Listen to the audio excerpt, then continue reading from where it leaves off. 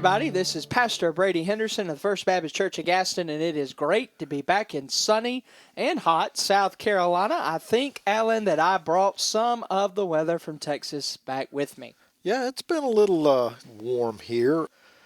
We did get some rain, though. That's for sure. I think we got a lot of rain on Friday.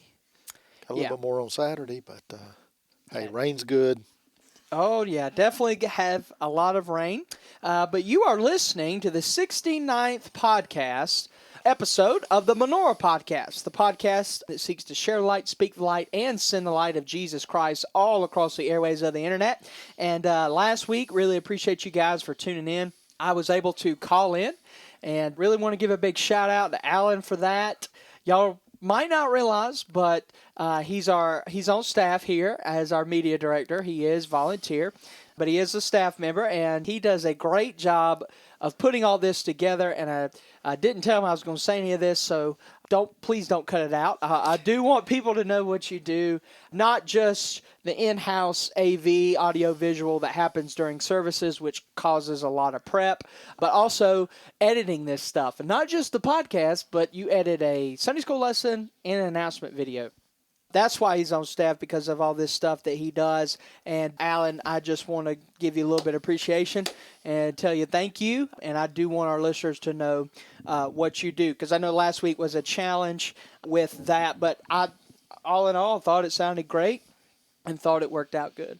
Well, we worked out a few of the kinks from last week, and I think the next time we have to do that, we're going to have a pretty good episode. So I'm looking forward to kind of working on maybe some remote locations and things of that nature. Well, I got a lot of guys that we could call in and have them on here, and looking forward to that. I will kind of give you guys a little bit of what's going to happen in the future. So today, episode 69, we're going to talk a little bit about the business that happened in the convention, because when I was interviewed last week, I believe it was on Monday afternoon. Is that right, Allen?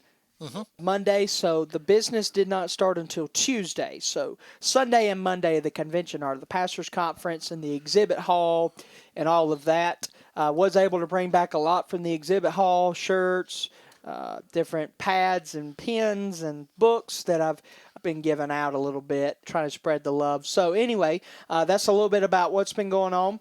So what's going to happen in the future? So for episode 70, we have a question that we're going to answer that came in. So we're going to pick back in our line-by-line series. So if you have not sent in a question, but you have a question, please text me that, 803-509-3521, and we're going to start back on that. Next week's question was sent in by Ms. Phyllis Templeton, so we're going to be answering that. It's from Jonah chapter 3, so we're going to look at that for episode 70. And then episode 71, so several, we're a little ways out, but on episode 71, we are going to answer a question that was sent in by Brent Cole, and that question has to do with everything that's going on in Israel, and has to do a little bit about the Jews and how and where all that fits in the biblical timeline, the eschatological timeline, and we'll talk about that. So that one's 2 weeks away, Brent, because I've got to study up on that a little bit. So anyway, to get ready for that. So do want to talk a little bit about the business today, Allen, and I've got some resources in front of me that are given to every messenger, and it's really neat. Every single convention that I've been to, New Orleans, Indianapolis, and Dallas, I have a book of reports from each one of those, as well as a messenger guide. So if you ever have questions when I get back, one time several years ago when I first went to the convention, we had a Wednesday night service where I actually explained everything that happened. And you might wonder, well, why do you not come back and do that these past two times? And the reason I have not done that is because, and I don't want this to sound rude, but people came to that service who either A, hardly ever come because they want to know what they're being nosy about what's going on in the convention, and B, people came to that never come on Wednesday nights. I felt like that information time needed to be for those who are invested, who really care, and not just those who either hardly ever come or only come on Sundays and not on Wednesdays, but yet they're going to make it a priority to be there when we're talking about the SBC. That rubbed me wrong. And the reason I think that rubbed me wrong was if you're not going to be there for the preaching of God's word, but you're going to be there for the gossip and the drama of the SBC, there's a problem there, in my opinion. So that's why I stopped doing that, and I only did it one time. But I do it this year, and I did it last year. I write an article about my observations from the SBC. I did that last year, and I did that this year. You can pick that up outside the pastor's table, and it was emailed to you. And so I give that. I also make myself available for anybody that has any questions about what went on or how I voted and all of that.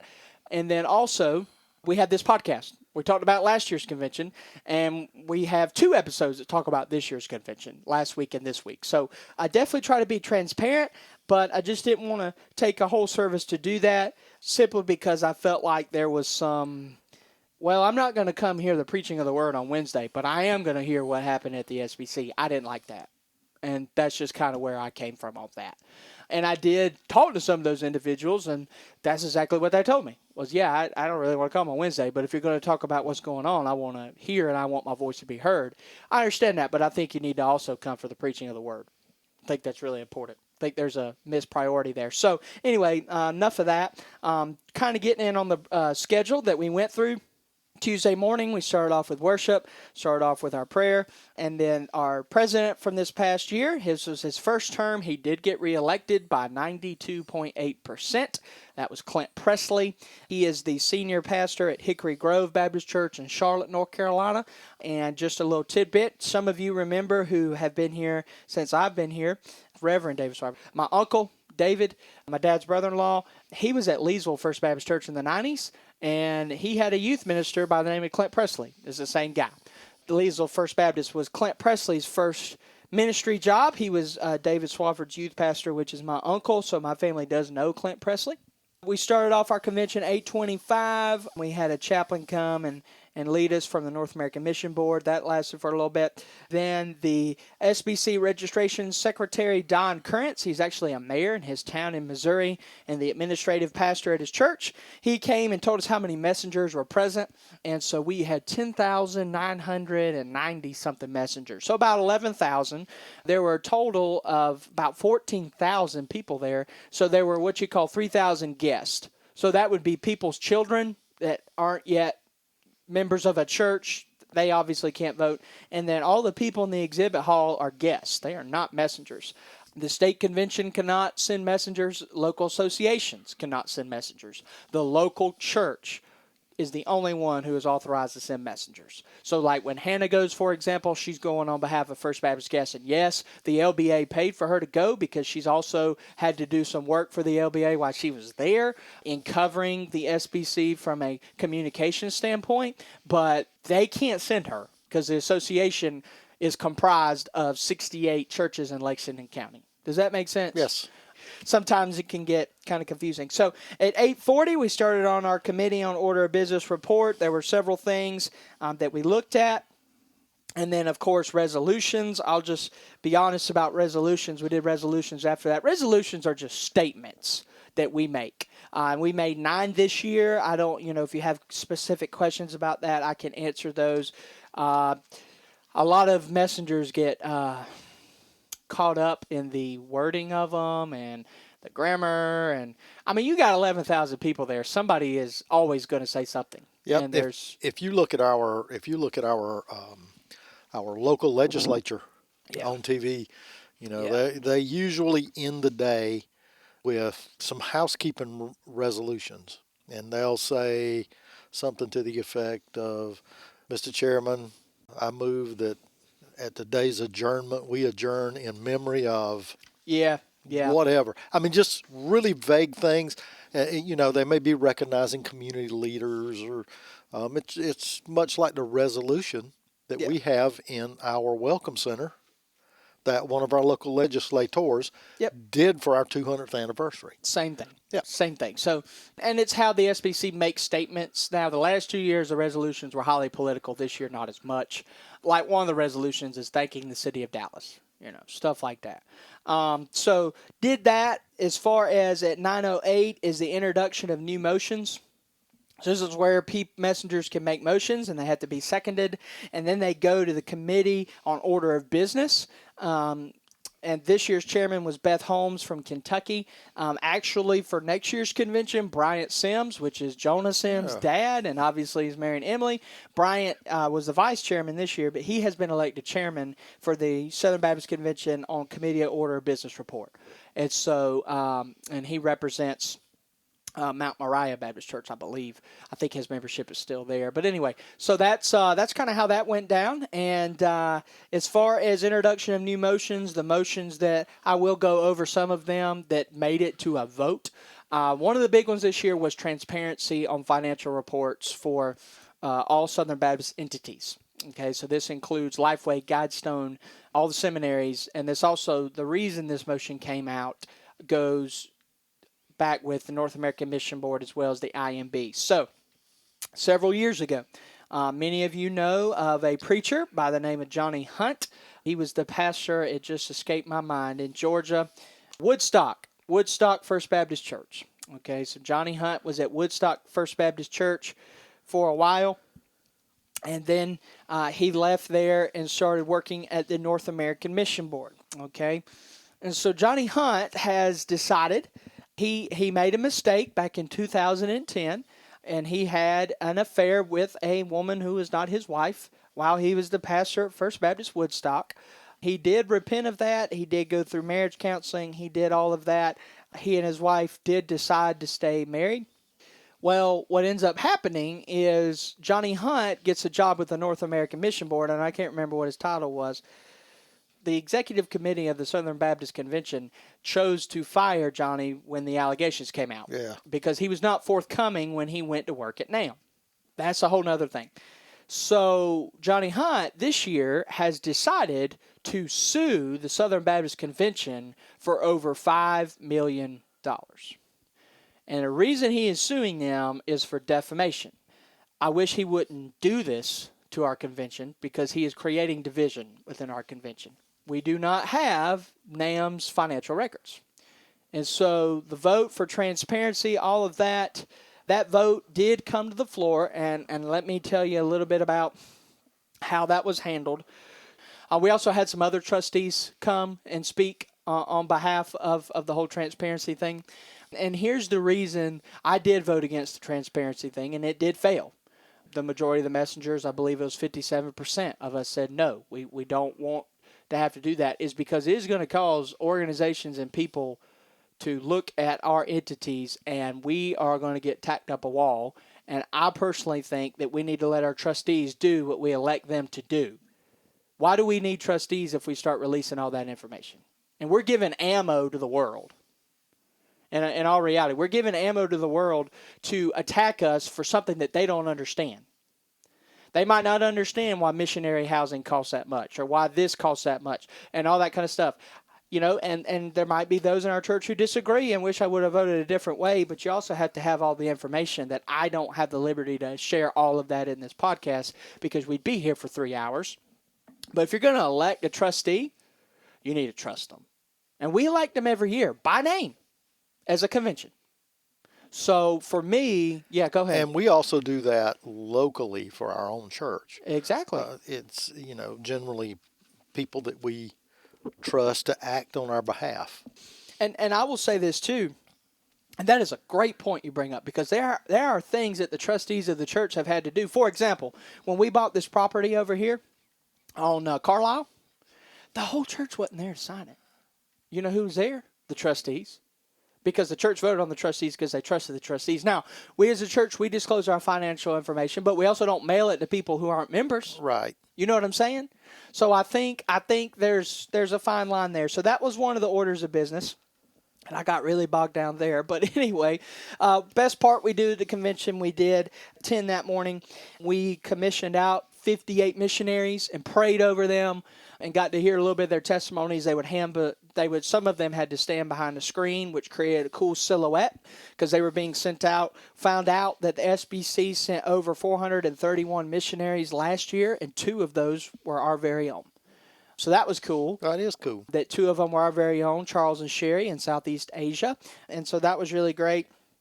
And so anyway, so we did that. The other items of business that were voted on, like I said, the transparency thing failed, and I think it was good that it failed, and I did vote against it. And the reason I voted not to have every entity release their finances is because if we can't trust our trustees, we can't trust anybody, and we create a huge layer of distrust and disunity.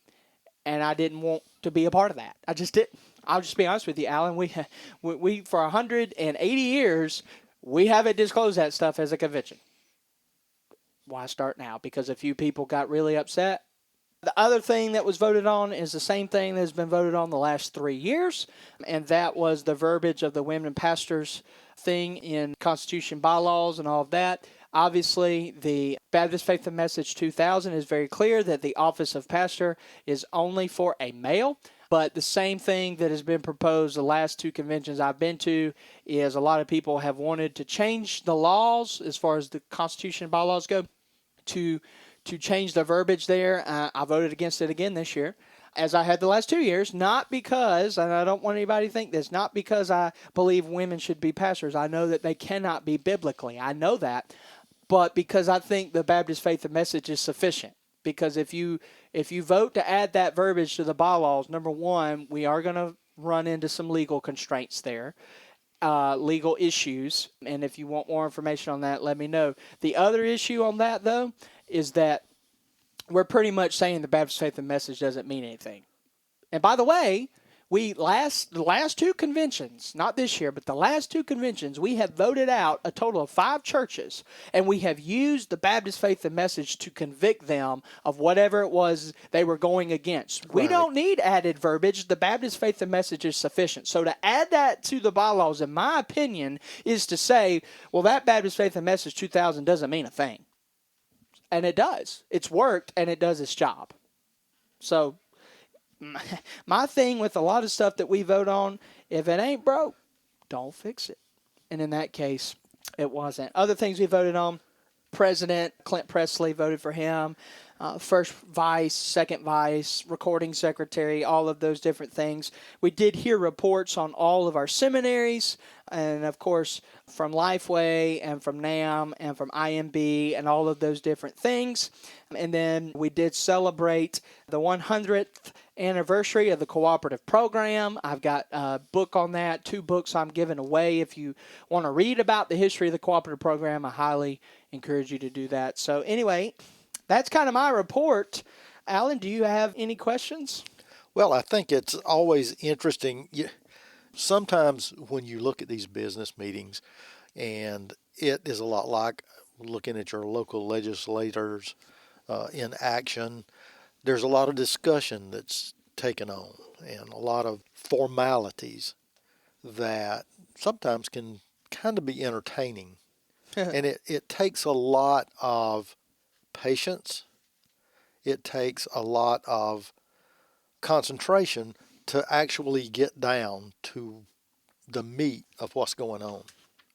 And so that's when you get these sound bites on your local news where these legislators come up with these outlandish remarks. Remember, they're looking for 5 to 8 seconds of something that may, I think the legislators get 7, 8 minutes to talk. Yeah, I think it's so 8. You're pulling, 20 seconds most out of that 8 minutes. It's like when somebody has a bad day and you present their entire life. Yeah. You define them by that one event. You miss out on all the other stuff that goes on.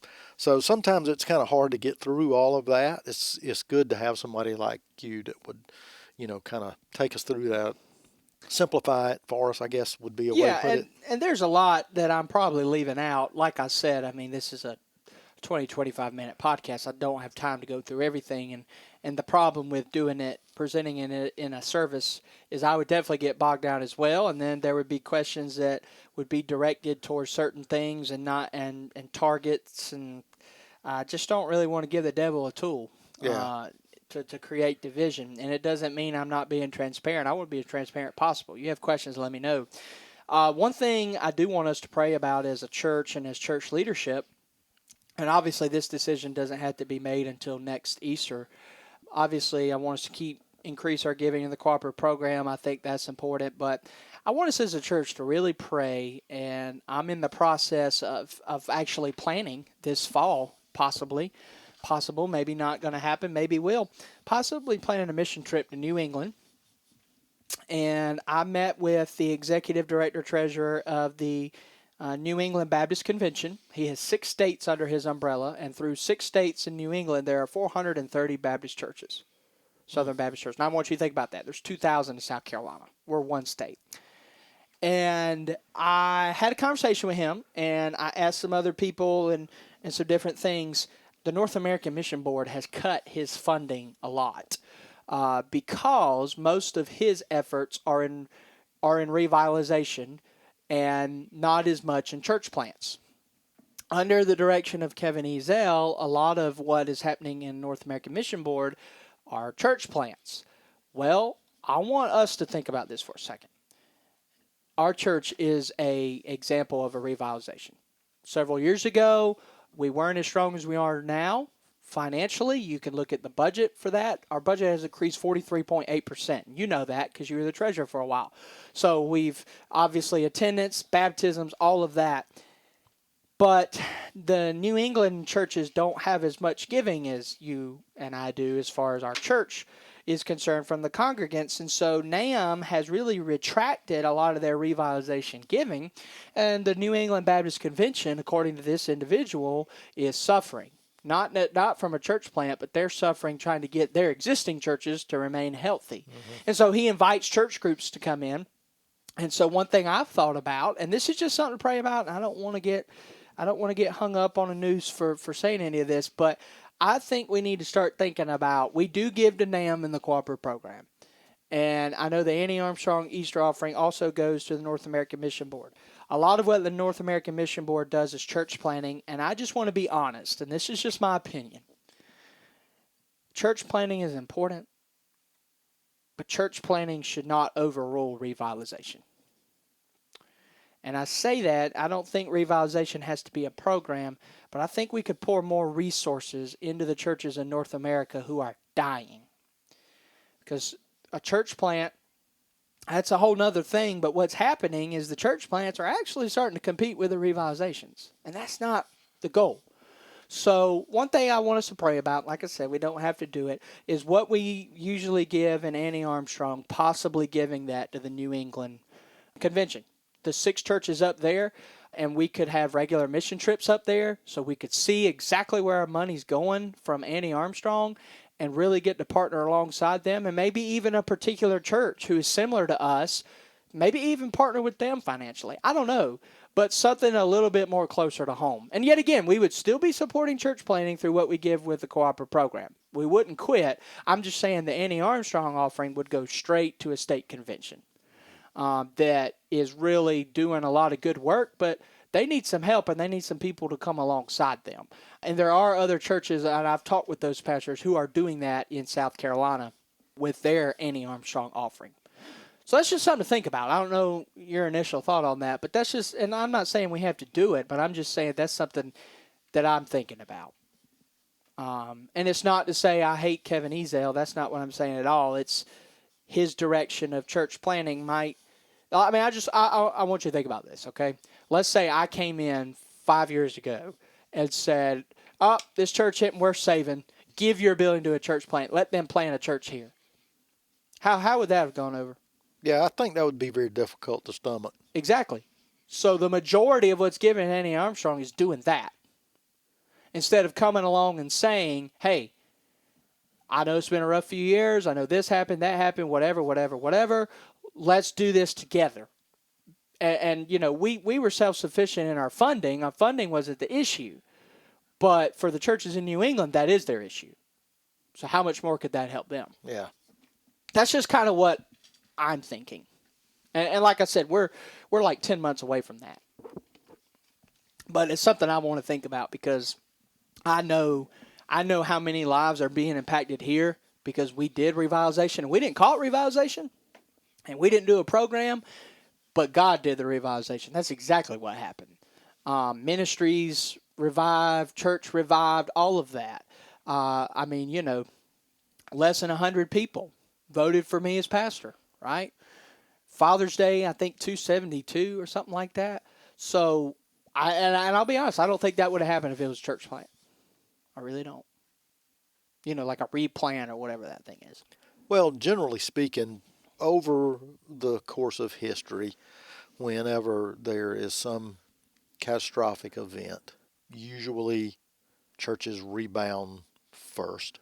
Yep.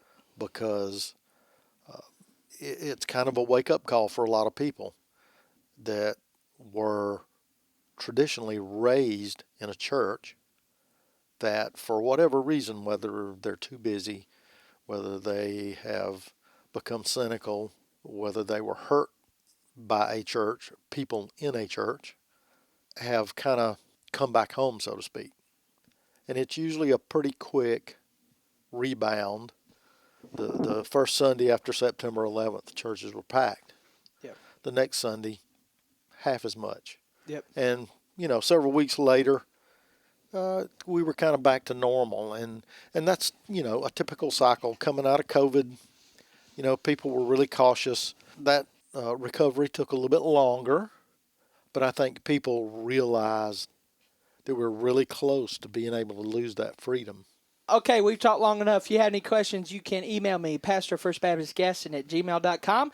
This is the 69th episode of the Menorah Podcast. The podcast seeks share light, send the light, and speak the light of Jesus Christ all across the airways of the internet. Thank you for tuning in.